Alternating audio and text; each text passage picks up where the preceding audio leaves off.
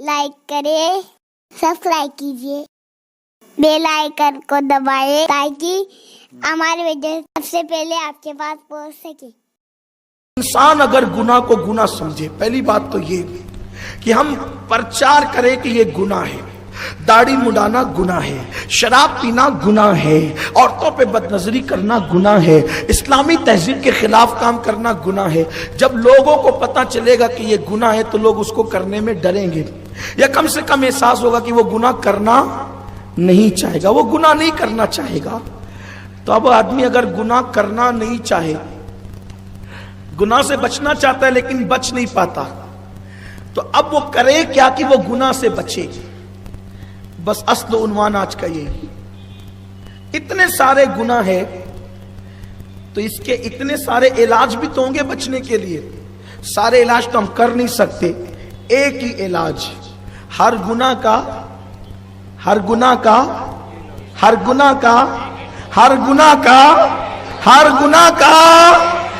एक ही इलाज। क्या? कुरान कहता है इन्ना सलात तन्हा अनिल फहशाई वल मुनकर। सुभान अल्लाह, सुभान अल्लाह।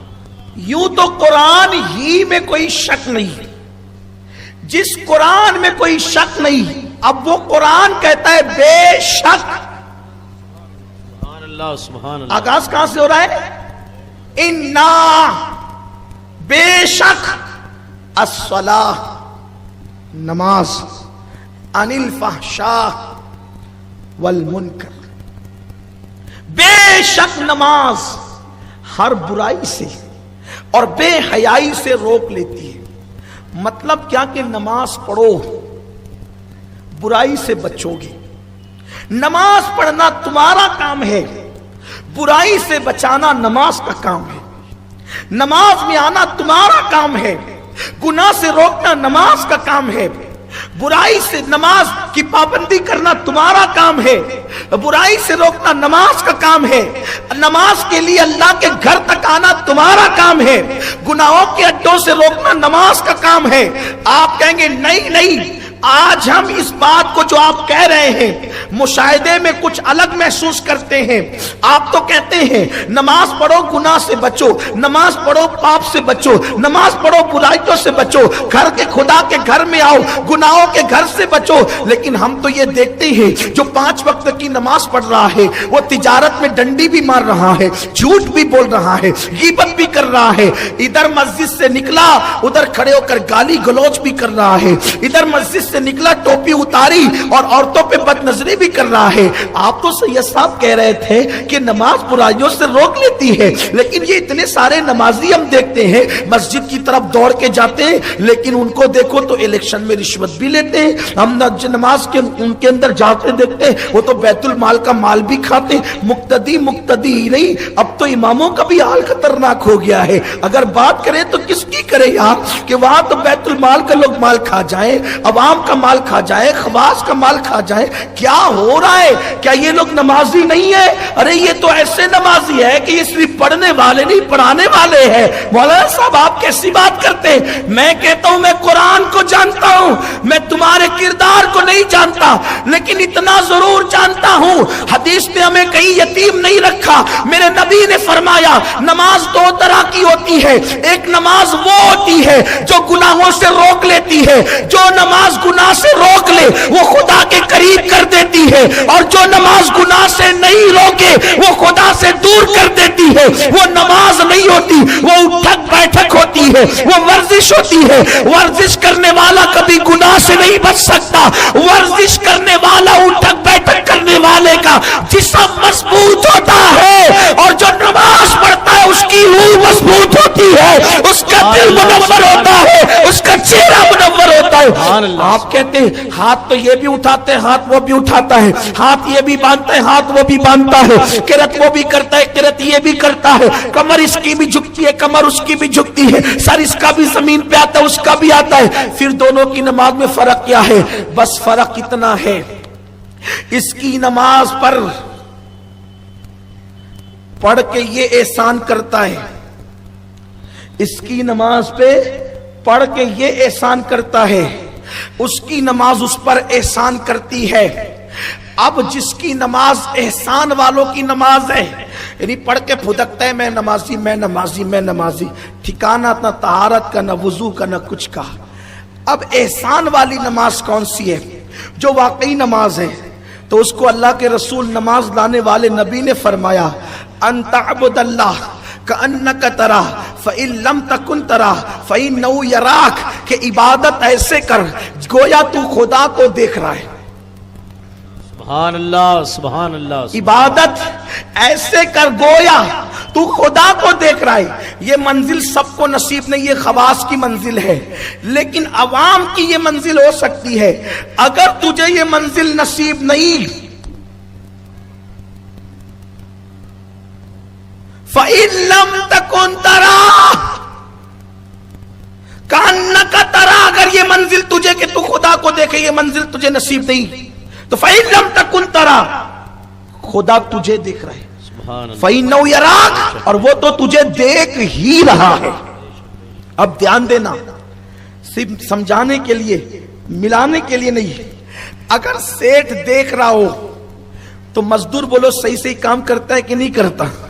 اب جب نماز میں کھڑا ہوگا کہ اللہ مجھے دیکھ رہا ہے تو بولو کیا کھو جائے گا، داڑھی سے کھیلے گا، چارہ کا تصور ہوگا کہ بکری کا چارہ لانا ہے، بچے کو اسکول پہنچانا ہے، ٹیوشن کی فیس بھرنی ہے، بیوی سے جھگڑا کر کے آیا ہے تو اب جا کر کرنا کیا ہے؟ یہ سب تو آپ کی نماز ہے۔ حضور فرماتے لا صلاۃ الا بحضور القلب، اس کی نماز ہی نہیں ہے جس کا دل حاضر نہیں۔ مسجد کو جسموں میں لانے والوں، یہ نماز کبھی کام نہیں آئے گی، یہ تو بددعا دیتے ہوئے جاتی ہے نماز۔ اور جو نماز تم پڑھتے ہو، اب نماز کون سی پڑھیں؟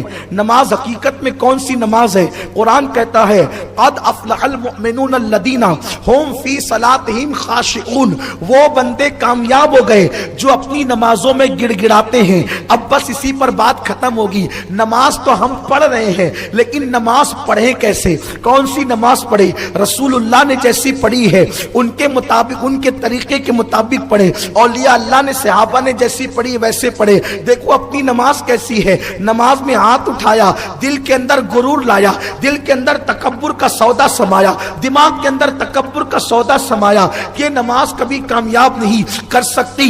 کیسے کرے؟ اللہ اکبر زبان سے کہے اور دل میں یہ تصور کرے کہ اللہ کے سوا کوئی بڑا نہیں ہے، میں بڑا نہیں ہوں، بڑا اللہ ہے۔ کون بڑا ہے؟ بڑا اللہ ہے۔ اور اس کے بعد جب اللہ اکبر کہے، اللہ اکبر، یہ اللہ اکبر کیوں کہتے ہیں آپ کو پتا ہے؟ اس کی بہت سی حکمتیں ہیں۔ یہ بغیر ہاتھ اٹھائے بھی تو اللہ اکبر ہو سکتا تھا، یہ ہاتھ اٹھا کے کیوں ہوتا ہے؟ جب کوئی ڈوبنے والا ڈوبتا ہے نا تو وہ ہاتھ اٹھا دیتا ہے، گویا کہ وہ بتاتا ہے اللہ اب تیرے سوا میرا کوئی سہارا نہیں۔ تو ڈوبنے والا ہاتھ اٹھا کر کہتا ہے تیرے سوا میرا کوئی سہارا نہیں، اور نماز پڑھنے والا ہاتھ اٹھا کر کہتا ہے میں نے پوری دنیا سے ہاتھ اٹھا دیا، بچوں سے ہاتھ اٹھا دیا، بیوی سے ہاتھ اٹھا دیا، کاروبار سے ہاتھ اٹھا دیا، سب سے ہاتھ اٹھا دیا۔ آج تیرے در پہ کھڑا تیرا مہمان بن کر صرف تو میرا ہے اور میں تیرا ہوں، بس یہی رشتہ ہے، باقی سارے رشتے اپنی جگہ ہے۔ میرے آقا علیہ السلام کے پیارے دیوانوں، کیسی نمازیں پڑھی جاتی تھی؟ نمازوں میں گڑ گڑانے کا حکم ہے، اللہ کے خوف سے رونے کا حکم ہے۔ جب سورہ فاتحہ پڑھو الحمدللہ رب العالمین تو تصور کرو رب العالمین کی شان کیا ہے، الرحمن الرحیم، تصور کرو وہ رحمان اور رحیم کی شان کیا ہے۔ اللہ وَإِيَّاكَ نَعْبُدُ وَإِيَّاكَ نَسْتَعِينُ، ہم تجھی کو پوجتے، تیری عبادت کرتے ہیں اور مدد بھی تجھی سے طلب کرتے ہیں۔ تصور کرو کہ اس کی شان کیا ہے، عطا کی، اس کی سخا کی شان کیا ہے۔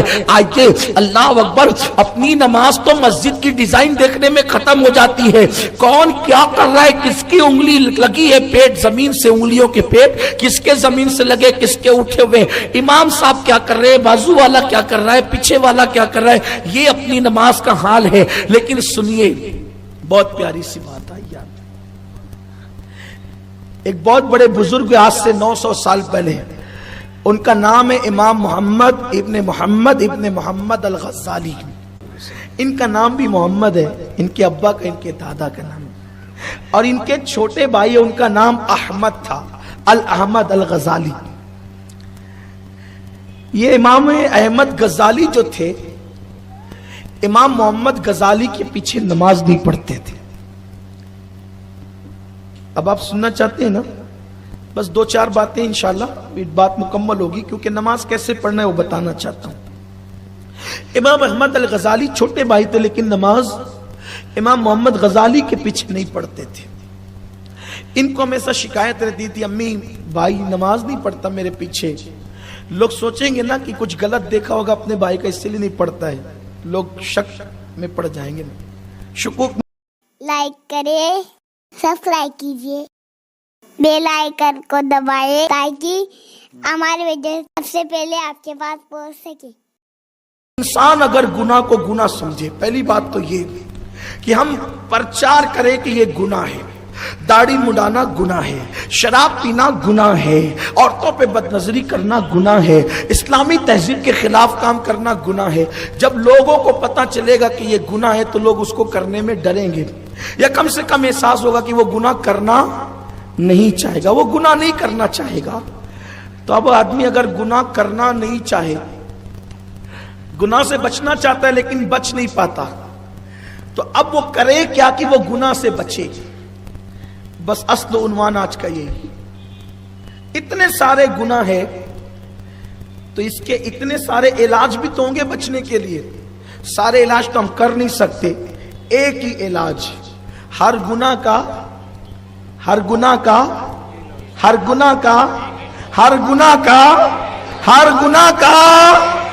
ایک ہی علاج۔ کیا؟ قرآن کہتا ہے ان الصلاۃ تنہا